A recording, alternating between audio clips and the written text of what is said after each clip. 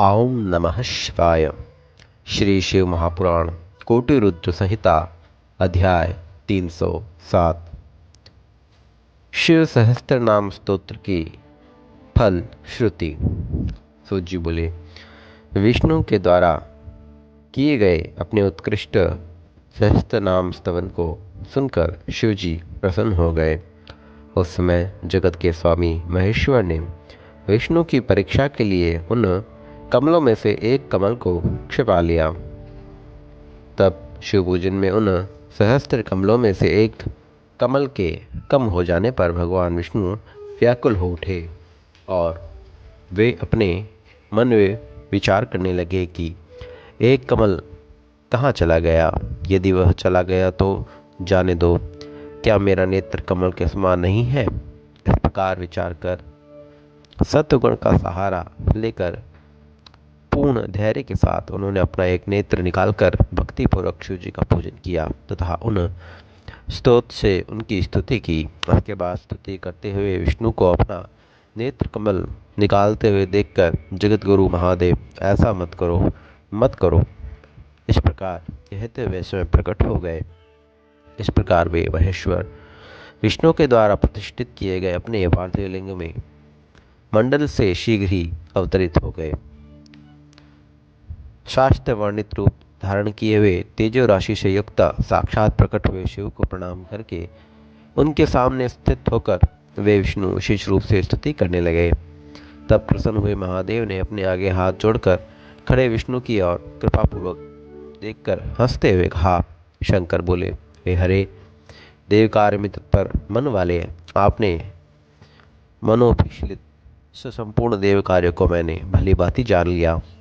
अतः मैं देवताओं की कार्य सिद्धि के लिए तथा बिना परिश्रम दैत्यों के विनाश के लिए आपको यह सुदर्शन नामक उत्तम चक्र देता हूँ। हे देवेश, आपने संपूर्ण लोगों को सुख देने वाले मेरे जिस रूप को देखा है उसे मैंने आपके हित के लिए धारण किया है, ऐसा आप निश्चित रूप से जानिए। युद्ध स्थल में मेरे इस चक्र का, मेरे इस रूप का तथा सहस्त्र नाम का स्मरण करने पर देवताओं के दुख का विनाश होगा। हे सुव्रत, जब जो लोग मेरे इस सहस्त्र नाम स्तोत्र को सदा भक्तिपूर्वक सुनते हैं उन्हें मेरी कृपा से संपूर्ण कामनाओं की अविनाशी सिद्धि प्राप्त होती है। सूत जी बोले, ऐसा कहकर शिवजी ने करोड़ सूर्य के समान प्रभाव वाला अपने चरणों से उत्पन्न तथा शत्रुओं का नाश करने वाला वह सुदर्शन चक्र विष्णु को दे दिया। उस समय विष्णु जी ने भी उत्तराभिमुख होकर अपने को भलीभांति संस्कार संपन्न करके उस चक्र को ग्रहण किया और पुनः महादेव को नमस्कार कर विष्णु जी ने यह वचन कहा। विष्णु जी बोले, हे देव, हे प्रभु, हे लोगों का कल्याण करने वाले, आप सुने, मुझे दुखों के नाश के लिए किसका ध्यान और किसका पाठ करना चाहिए, मुझे यह बताइए। सूत जी बोले, उनके द्वारा इस प्रकार पूछे जाने पर संतुष्ट हुए शिव जी प्रसन्नचित्त होकर देवताओं के सहायक विष्णु से कहने लगे। शिव जी बोले, हे हरे, संपूर्ण उपद्रवों की शांति के लिए आपको मेरे स्वरूप का ध्यान करना चाहिए और अनेक दुखों के नाश के लिए सहस्त्र नाम का पाठ करना चाहिए। हे विष्णु, आप समस्त विष्णुओं की सिद्धि के लिए सभी चक्रों में श्रेष्ठ मेरे इस चक्र को, सुदर्शन को प्रयत्नपूर्वक सर्वदा धारण कीजिए। अन्य जो लोग नित्य इस शिव सहस्त्र नाम स्तोत्र का पाठ करेंगे अथवा इस पाठ को कराएंगे उन्हें स्वप्न में भी दुख नहीं होगा, इसमें संदेह नहीं है। राजाओं के द्वारा संकट प्राप्त होने पर यदि मनुष्य सांगोपांग विधि पूर्वक इस सहस्त्र नाम को की 100 आवृत्ति करे तो वह कल्याण को प्राप्त करता है। यह उत्तम सहस्त्र नाम स्तोत्र रोगों का नाश करने वाला, विद्या तथा वित्त प्रदान करने वाला, संपूर्ण अभिलाषाओं को पूर्ण करने वाला, सदा शिव भक्ति देने वाला तथा पुण्यप्रद है। जो मनुष्य जिस श्रेष्ठ फल को उद्देश्य करके इसका पाठ करेंगे वे उस फल को प्राप्त करेंगे, यह ध्रुव सत्य है, इसमें संदेह नहीं है।